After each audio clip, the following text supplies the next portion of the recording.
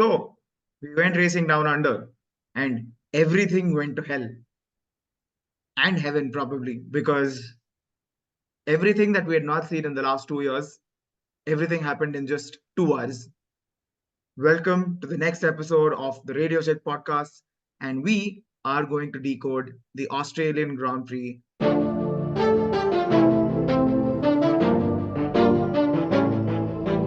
What a race, Shags. What a race. What? Definitely. It was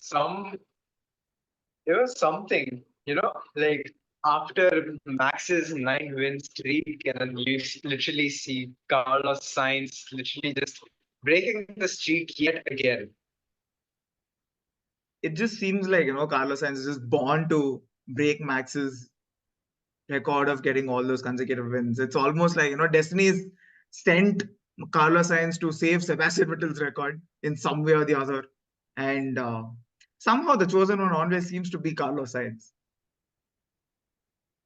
Exactly. After Carlos Sainz reducing a lot of weight, he literally did a lot of weight reduction to himself, and he literally just wins the race.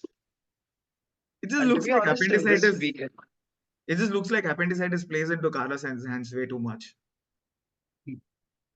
yeah, that is definitely. And if you would have paid like attention to Carlos Sainz's Ferrari, he was definitely fastest in this weekend. I've seen the Ferrari, and it is like, oh my god, that is zoop zoop zoop.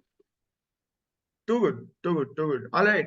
So yeah, coming to the race start, I think again, before the race started, again, there was one more person who did not start the race again, being Logan Sargent. This time, where the fuck is my car? Not what the fuck is a kilometer. So, a very, very different kind of a question for him, but nevertheless, I think that was a very good decision by Williams. And given the potential, Albon was pretty close. But coming back to the race start, a very clean start, no first corner shenanigans, which was otherwise the case with most of the Australian Grand Prix starts. So, yeah, what did you think of the start? The start was pretty neat, to be honest. Like everyone maintained the line throughout the first corner, which is like really hard to see. And I would say that even the start was the first row got a really fast pickup, especially Carlos Sainz right there. He just took it and he's left it. I mean, it was kind of expected, but given that, most of the time, at least in my personal observations, Max has never been the person who'd get off to rocket starts. And it's extremely rare. He usually skips a gear or, he probably loses drive out of the start. And I think both of them got off pretty equally, which was better than the rest of the pack behind, which is three cars, right? Which was a McLaren sandwich with a Ferrari in between, which was unfortunate all the time. But yeah, I think after a couple of corners, everyone seemed to be in line and no major setbacks, or rather, nobody being very naughty and pushing people around. So seemed pretty good. Not the most exciting start, but very clean, to be honest. That is what we like to see, a clean racing man. Talking It's of clean definitely racing, something of a spectacle. talking of clean racing, Max getting overtaken. When do you get to see such a sight? When? Carlos It Sainz. was Carlos Sainz, you are the man. There's going to be a lot of praise throughout he, this episode for Carlos Sainz. Please bear with us. You just have to. he is just jobless for the next season. He doesn't have a seat, and he's just proving it to the entire world that he is worthy of the top seat in Formula One. Now, what God knows what is going to happen. Let's hope for Brazil. I swear, man. I mean, for a driver of his caliber, him not having a seat for next season, he's not already picked up by anyone, which itself is a very big statement to make and a very bad situation for the sport to be in, to be honest. Or rather, teams not knowing who they want. So, not sure what's going to happen next season. I think we'll just have to wait it out till the mid-season break which is where, again, the silly season is gonna explode, in my opinion. But yeah, coming back to that overtake on Max, Max runs just about wide, loses a little bit of a drive. Sainz capitalizes on his exit speed and then just goes past turn 9, turn 10, fast chicane, and man's off, which brings to the next sequence of events where we saw a little bit of a white patch behind Max Verstappen's car. Slowly it became bigger, slowly it became bigger, it became a big threat, and then entire smoke started coming out. Man just went on, yeah, and just went on and on. And it was kind of scary because once he started going slow, people thought it was an engine failure. But the moment he entered the pits, the way that brake failed and exploded, that was dangerous stuff. It was literally people were saying that the only thing that can stop Max is his own car, and man literally felt it. He actually felt it. To be honest, Max at that point of time, he was like, "Who needs brakes? Brakes anyway." But actually, that was his car. His car made him to forcefully retire from the race. But what a happy day for the true Formula One fans, and what a sad day for the Max fans. I have something to quote on this, which I'll get to at the end of the discussion. And I think it's kind of a very big reality check of sorts. So we'll get there. And now, another 3, 4 laps later, his bestie crashed out, or rather, his bestie DNF, which took us back to 2021 for a while. If you came back at that point, or maybe 5 or 6 laps later after that incident, and if you saw the standings, I think you would have said, "Oh wait, is this a race from 2021?" Because Lewis and Max DNFing in the same race. When was the last time we saw that? Because I'd definitely not blame anybody who'd come in and saw that, who come in and see that and say, "Wait, is this a 2021 race replay?" I would say 100%, and they would definitely buy into it. I'm not kidding. It was definitely a deja vu moment for everyone. Literally, from the battle between Max and Lewis from 2021 season, and then again, you come back to 2024, and then you see that both of these drivers DNF. I mean, what is going on? Is this, are we a time travel or something? It's almost like saying, "हम दोनों साथ साथ हैं, चलो चलो." Man, but I think Lewis kind of gave Merck a big PR headache as well, because he just could have said, "I've lost power," or "the car just turned off," but then directly saying that it's an engine failure, it kind of takes away the reputation of Merck being the engine supplier, McLaren not having any problems, but Merck facing those issues. So talks a lot about what their teams are like internally as well. Seems like a complete mess since Lewis Hamilton's departure that was announced. So sad state of being for the Merck team as of today. To be honest, Mercedes is in place that they don't want to be at this point of time. Absolutely. Absolutely. I think It is, it almost feels like I'm watching Renault from 2019, and honestly not the best place to be in. to be honest, from the top constructors, literally 8 times constructor champions in a row. And this is what happens to one of the top teams. They are literally struggling to stay in the midfield itself right now. They're almost fighting McLaren, which should not have been the case, because ideally they should have been in the fight for P2. But with the way that Mm. things are going, with the way that Piastri is putting in the effort, and the way that Norris is seeing some results here and there, although not the best place that he wants to be in, but given that there is some progress, it looks like McLaren might end up pipping Mercedes if this continues for a while. Again, there might be a lot of speculation about McLaren changing their engine manufacturer because Mercedes is not showing up the work that they were supposed to do. Because since 2021, like post 2021, actually, Mercedes has not been performing really well, actually. You know, it's always Red Bull and Ferrari is trying to come back on top, and Ferrari is doing a really good job with that, I must say. But again, we must feel for Mercedes, like what is happening with Mercedes, only the Bradley boys know. I think with the kind of DNA or the history they have, I think this is totally unacceptable at their standards, right? Now, talking of Definitely. McLaren, we saw a solid start from Piastri. He was holding off Leclerc for a while. After that, Leclerc somehow managed to get past. And then Piastri started seeing a little bit of a drop off. And then, unfortunately, at his home race, he had to let Norris through because of team orders, which was not the best situation to be in for him. But nevertheless, a solid drive. Last week, finished B4 yesterday as well. And I think Piastri's got the potential to probably pip Norris, provided he's got a very good day and a very good strategy and a very good car. Bold statements, I It's agree, but definitely I see that happening for sure. it is definitely McLaren's the proper team decision and the proper teamwork that they're putting. It's a complete dedication. Unlike what we have seen between Danny Rick and Yuki Tsunoda the previous weekend, they are very much connected to each other, and that is what makes the team, be successful at the end of the day.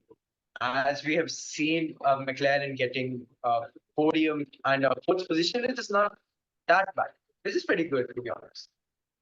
Fair. Again, I think one other thing that you mentioned, right, which is Yuki and Daniel having that little bit of a scuffle last week. I think I saw some video where the Alpha Tauri CEO was saying that Daniel's putting in the effort to improve the car, rather give more feedback, make things better, identify the gaps, which is what Yuki is benefiting from, which is a very interesting thing to be, right? Because having to communicate to a 8-time race winner and tell him that you're going to develop the car rather than compete for points. mm, I'm not sure how he's taking it. I'm not sure how he's coping with it.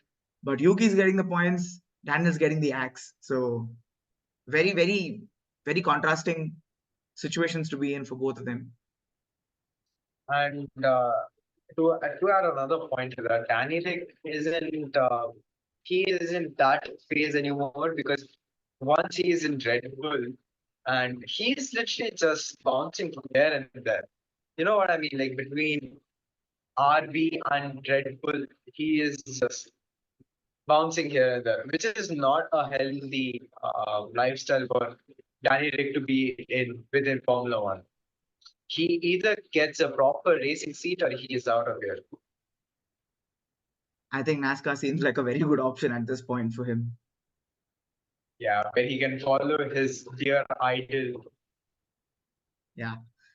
Yeah. So that happened. And nevertheless, I think McLaren towards the end of the race, they seemed to be quite strong because Norris was catching up to Leclerc quite a bit. Norris was also closing down on, Piastri was closing down on Norris quite a bit. But in all of this, there was somebody who was in the middle of nowhere, which was Sergio Perez. Sir literally vanished after Max vanished from the race.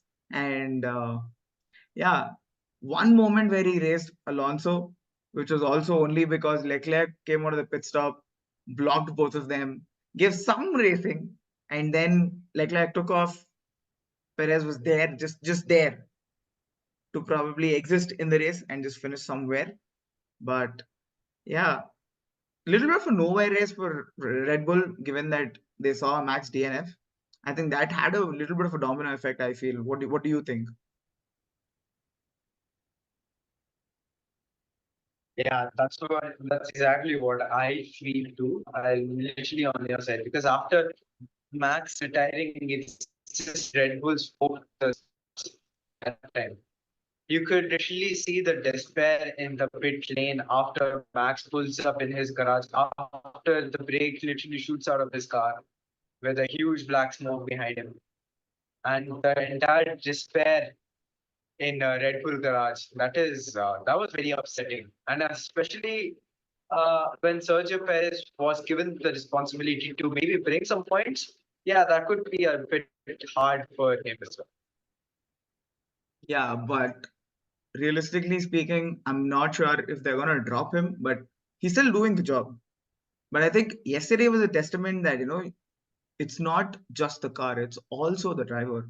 Because Max puts the car somewhere else, and somebody sent me this post where they said the simulator was expecting a best time in qualifying or in the race, where it was around 116, somewhere in the 116s. And then Max comes in, smashes a 115, and proves the simulator wrong. That just goes to say how good of a driver Max is and how much deficit there is to Perez. So I'm not sure if Perez is going to stick around, given that he's kind of got his own business empire. He's got his own boat racing team that he owns right now, and multiple other things. Is retirement on the cards? That I think we'll have to wait and watch. But otherwise, I wouldn't say it was the strongest race for him, but I think it was a little bit of damage control considering yesterday. It wasn't a strong weekend for Red Bull either. Yeah. Because to be honest, this is one of the worst weekends for Red Bull that would haunt them in their nightmares for the coming days. For sure, for sure. So yeah, I think talking of not having a strong race, Sauber was up there as the king of mess ups through the entire race. They just got into the pit stops, and every pit stop was beyond 5 seconds. I'm like, every time the car comes in, I'm like, are they serving a penalty? Why are they not working on the car? Are they serving a penalty? Are they serving a penalty? It was just a comedy of errors everywhere. It's so sad. I mean, after all, it was Valtteri Bottas' supposedly home race, but Valtteri Bottas, I think he is the curse of bad pit stops after all. That just proves it. He just seems to have a love story with bad pit stops. So yeah, nevertheless, I think one good thing with Sauber is that they're getting good amount of social media attraction thanks to Bottas. They're just piggybacking on his capability of being able to churn out content. But when it comes to the races, Sauber's just kicking themselves on their own foot. Full kick, Wordplay. nothing else. Full kick, nothing else. Only kick. Yeah, they're just kicking their own butts. Yeah. They're And now, kicking their own butts. oh, good puns there. Good puns. Good buns.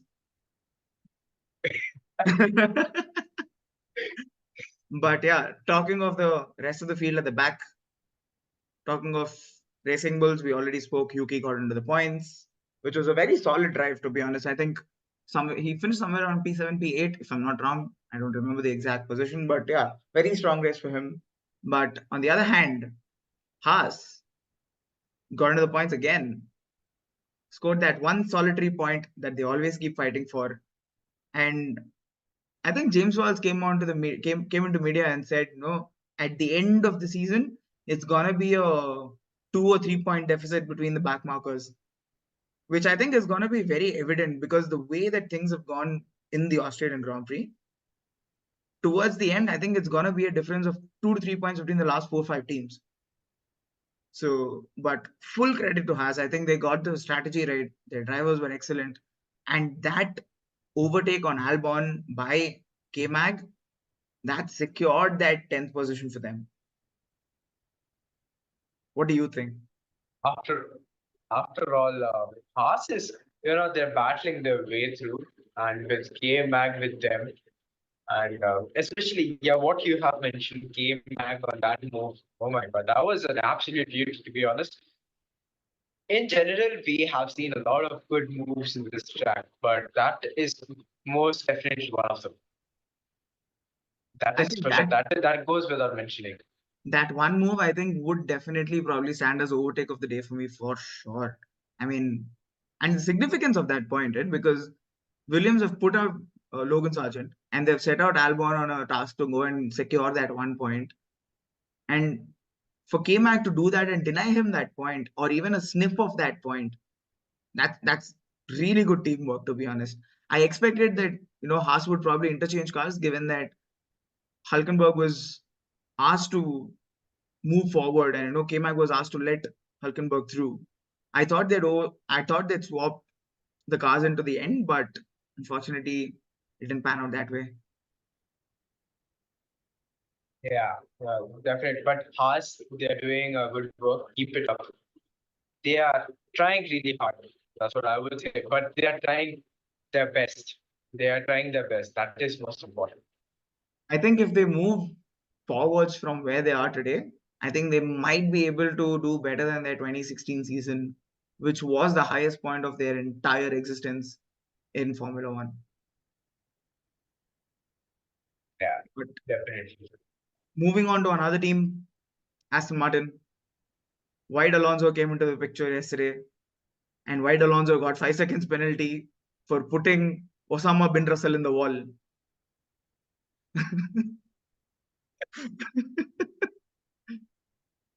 That is one hilarious joke going on. But as hilarious that is, it's that scary as well.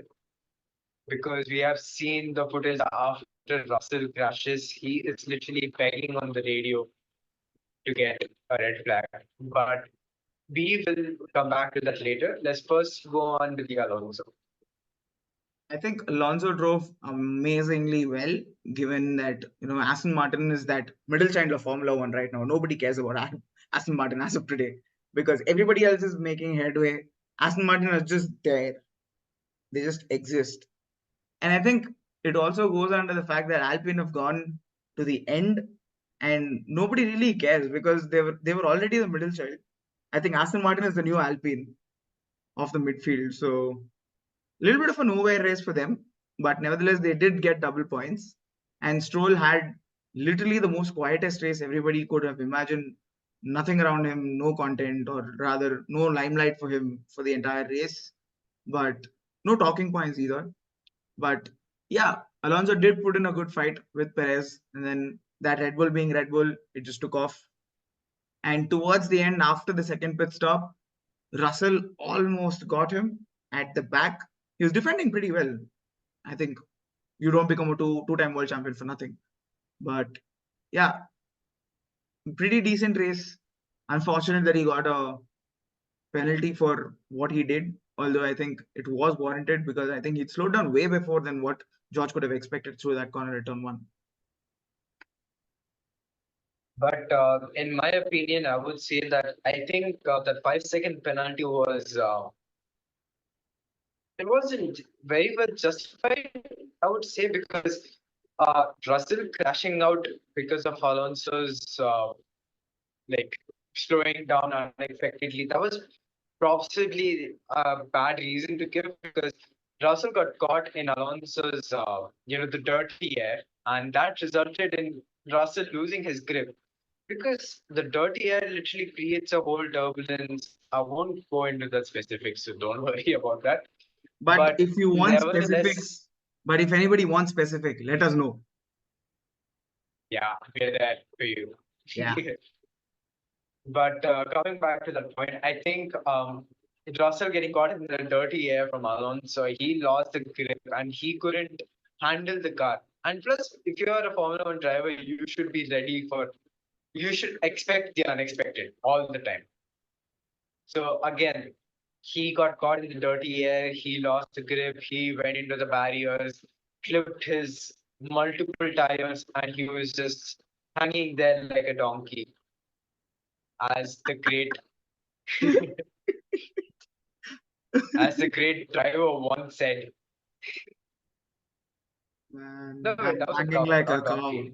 I'm hanging Yeah, like a hanging like cow. a cow. Abu Yeah, Dhabi hanging like a cow. 2017 or 18, I, I don't remember exactly. Hulkenberg in the wall. But yeah. yeah, man, I think. But are you suggesting Alonso could have gotten a much harsher penalty for this, or are you saying it was warranted for? No, I think he shouldn't have got any penalty at all. Hmm. That's what I am trying to say because I'm not saying he should get harsh penalty or something, but 5 seconds was kind of not at all justified, to be honest with him. He shouldn't have got a penalty at all. That's what I'm trying to say. I think this literally felt like last year. I think Alonso and 5 second penalties seems to be a recurring story from last year. If you remember, Carlos Sainz got a 5 second penalty and he literally dropped out of the points for finishing Yeah, under the safety definitely. car. So, Definitely. so seemed like a recurring theme, but nevertheless, I'm glad that George actually got out of the car unscathed.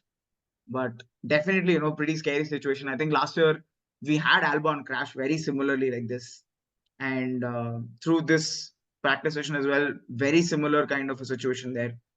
Got on the exit curb, hit the wall, crashed that car to the extent that was irreparable. So yeah, I think drivers need to be a little more careful. And George, I think was a proper rookie mistake if you ask me. Being caught up in the slipstream and then not expecting drivers to slow down or let's say to go with the same intensity. Understand that it could be a heat of moment, but yeah, seemed like a little bit of a rookie mistake, or rather a little bit of desperation to get forward and get that point right.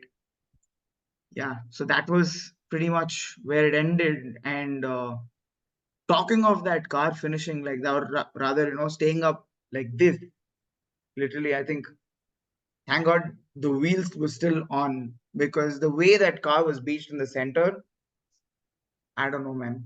I don't have any words for it. That's it. To be honest, the driver's worst nightmare is literally staying immobile in middle of a track, because you can never know what can happen. Especially in George's condition, he can't even see the car. Like he can't even see the car coming from behind him. It was something to note, but yeah, I hope everyone's taking good action on it. But yeah, talking of the finish of the race, very deja vu moments, except for the red flag. Except for the red flag. But man, what a finish. I mean, provided it would have been under racing conditions, I would have taken it. But yeah, 2023 and 2024 felt very similar. And nothing to really talk about the finish, but or rather, I think it was two McLarens in the top five, if I'm not wrong. I don't remember the exact stat, but it was when I think, wait, who was it? There was Kimi Raikkonen, Felipe Massa, there was Lewis Hamilton, and there I don't remember who his teammate was back in 2008. Was it Jensen Button? I don't remember. But yeah, they were, I think, a 1, 2, 3, 4 with Ferrari, McLaren. It was back in 2008 that we saw yesterday. A pretty interesting stat that way. But the most interesting stat is that everybody predicted appendicitis has happened, racing has begun, Carlos Sainz has won both the times. Albon went away for one race in Italy. Nick De Vries debuted. Nick De Vries got a point. Liam Lawson came in. Liam Lawson did well. This year, appendicitis replacement, Ollie Behrman smashes it out of the park and then comes back to the next race. Carlos Sainz wins. Mirror image. Carlos Sainz wins. George Russell, very interestingly, goes for the gap but does not make it. Ends up in the Yeah. pole and ends his race on the final lap. On the final lap. Nowhere else. He literally he was on the verge of finishing the race, but what was the cost? He ended up losing his car and just being immobile in middle of the track. And this was also a Merc double DNF. I think it's been 4 or 5 years, if I'm not wrong. So, which was a little bit of a shock. But yeah, overall, a really good race. Some drama for the fans to follow. Some happy moments for people to follow. And talking of a sad state of being, which we discussed at the start of the race, start of the podcast, Martin Brundle, when Carlos Sainz came and parked that car in Park Ferme, he comes and says, F1 needed this change. That in itself should talk about what kind of a state the sport is in as of today. In terms of viewership, for sure. I mean, there's one team that's just running away with everything, and there's the rest of them picking up the scraps that the first team has left for you. And I think Martin Brundle is one of the most caring people about how the sport is as of today.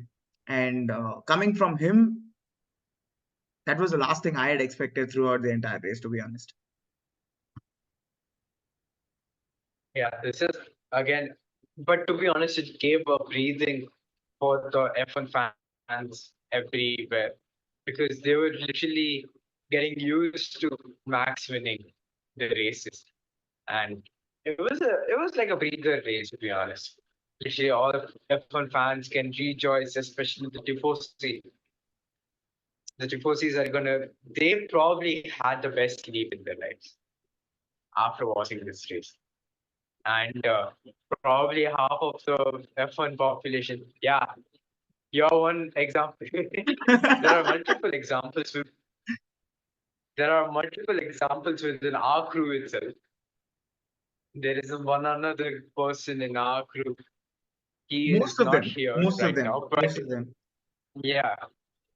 And literally half of the population, they literally had to wake up in the middle of the night to watch this race. And they are saying that it was worth it. It was worth it. Literally waking up at 4 a.m. in the middle of the night, and they just walk with their sleepy eyes, and then they just have to open to see the race, and they see Carlos Sainz winning the race without the appendicitis. Let's go! A really good weekend. For sure, for sure. And I think UK people will be the most happiest because every time there's a morning race, you see them complaining the most because obviously for all the right reasons. And I'd probably just yeah, Australia, all in all, hasn't disappointed us for the last 2 years. And that's a wrap on our Australian GP review, or rather a recap, whatever you want to call it. But yeah, next week, again, probably on a Monday or a Tuesday, whenever we get the time, you will see the Japanese Grand Prix review, and we want you to come back and see what will happen. But do you have, or what are you expecting next race? I'm probably saying Max is gonna win by a 3 lap deficit for sure. He's gonna put everybody 3 laps behind him and just win. You know, I am. It's not exactly predicting, but I am kind of hoping that Max crashes into turn one in Suzuka itself. But You Suzuka know, is a someone place, but Suzuka is a place that Red Bull's done really well over the last few years. So I'm not very sure. But yeah, sorry, you were saying something. that that's because that is literally the home race for the engine manufacturer, Honda. If they don't race well in Suzuka, I mean, anyway, Red Bull and Honda is literally watching the sunset together for the last time. But hopefully, fingers crossed, someone clips behind Max Verstappen in the turn one in Suzuka itself, and that's it. That is the end of Max domination. I want Ocon to do it just for the fun of it. And there goes 5 second penalty for Ocon. Yeah. So that's been the entire weekend. We'll catch you in the next one. See you.